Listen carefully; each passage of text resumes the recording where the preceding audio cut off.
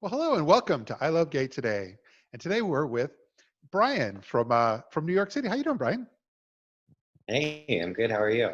Are you staying safe and sane, being cooped up in the city there? I am doing both of those things, staying safe and sane. Okay. No, I I know that as I've read some of your things and seen some of your video, and but it seems like so much of the cornerstone of a lot of what you've been doing here in the LGBT marketplace today has all been focused on your starting out as the boy from the School of Rock, and where that's gone today. But tell us about that. What is sounds like that's the start of your story here in our community. Yeah, I'm often referred to as the gay kid from School of Rock, and that sucked for a little while, and then I found a way to make it not suck so much for me anymore, and that was just a lot of internal work of me, just kind of like, what does this mean for me and my journey, Yeah. and like what sort of meaning can come out of this, I guess, and so now, I mean, that's kind of still my platform. So I use it to kind of talk a little bit about what it's like to come out on the other side of something that might not have been the easiest thing to go through as a child. So it's become like a mental health topic. It's also just become a platform for my music too, because in a "Where Are They Now" sense, I'm like writing music now, and Yeah. I'm grateful for the people who have made the connection and whatnot. So, No, well, we're gonna. I found that there's that advocate essay you put together that you wrote, and that seems to just pull a lot of it together because of how you feel, what you've been thinking, but because now you're pursuing a career as a life coach as well. Yes. yeah, I'm a life coach. Yep. And I love doing the advocate piece. That was, Yeah. for me, that was one of the first times I actually attempted to myself even piece together Yeah. what has been my journey.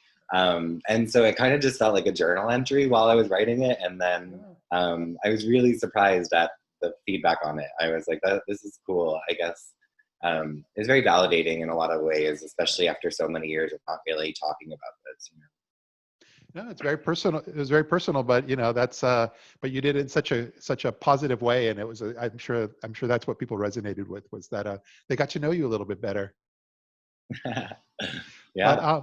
but now you've got there's a kind of a story that's coming out with you that is very much about your life coach and your past experiences on dealing with life and anxiety. And you were saying, as I quote, the your anxieties may actually have been a benefit, or actually and have also become a lot more manageable and less severe here during the pandemic. So life is actually in some ways it's like a silver lining. Yeah.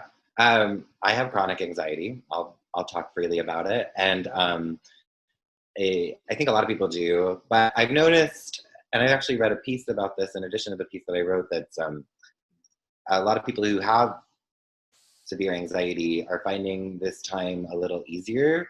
Yeah. I think the reason being that there's a lot of controlled.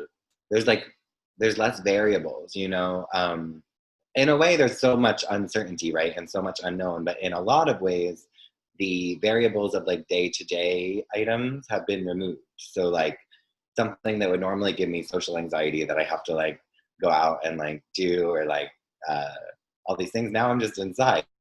So it's been time to be with myself and just kind Yeah. I of love. like understand what I operate like. Yeah. No, I love the part where also you were pointing out that for some of the extroverts in your life, that this is even a little tougher for them because life is a little, Yeah. it's it's the way the level of control and all these things have changed and shifted. So that was well Yeah. put. Yeah, also, I feel like it's tough for people who maybe don't spend as much time with themselves, not Yeah. just extroverts, everyone who, I feel like sometimes busyness and busy social lives and social media can serve as a distraction from things we're maybe avoiding. So if you're just forced inside to sit around with all your thoughts and feelings for a while, it might be tough for some people. So hopefully this has maybe been a time where they've been able to do that and ask themselves some questions that might lead to less discomfort in quiet moments in the future. Yeah. Yeah. And you have this, and you have a new, well, you have an album out. I know it's on Spotify because I heard it there. But you have a new song that just came out too as well, right? Yeah, I'm so excited. It's been doing so well, which is new for me. No, no, it's great. It's called Like a Wave. I Yeah. released it. I wasn't planning on releasing it for a while. It was supposed to be part of like a series of releases that I had planned, but the words were just kind of good for COVID, and I was Yeah. like, let me just drop it now because it's all about bouncing back from hard times. I wrote it about bouncing back from the dating scene and that being a difficult area for me. But there's really not that many specifics in the song, so Yeah. it could be about bouncing back from really whatever knocks you down, essentially. Yeah, I love that. And when we post this, we're going to make sure that the links to everything, the Advocate article, your Spotify, all that stuff will all be included there as well, because I want to make sure that people can really get a chance to discover all sides of you this way. So, no, Yeah, I'm just really glad, that, like I was saying, here we are putting out this show, and it's just an opportunity to kind of give people a different, give a chance to put themselves out there and let everybody know, what are you doing during this quarantine and pandemic. So yeah, I really appreciate you being able to take the time and share with us. yeah. Of course. Absolutely. I also just released a podcast that people should totally check out. A podcast too. All right, now Yeah. I'm going to say it. You are the Renaissance man. uh, it's a branch off of my Instagram. My Instagram is called The Gay Life Coach, and if people want, I've made a podcast series of content called The Gay Life Coach Podcast, which is all mindfulness for the queer community. So it's Okay. all me talking to other people about things, just like we talked about here, Yeah. anxiety and just ways to handle that and ways to be mindfully queer, Yeah. Yeah. essentially. Oh, this is perfect. I'm going to make sure all that, including the Gay Life Coach, is very easy to find. So, but thank you so much for being here with us. Yeah, thanks so much for having me. All right. Take care. Have a good afternoon. Yeah, bye.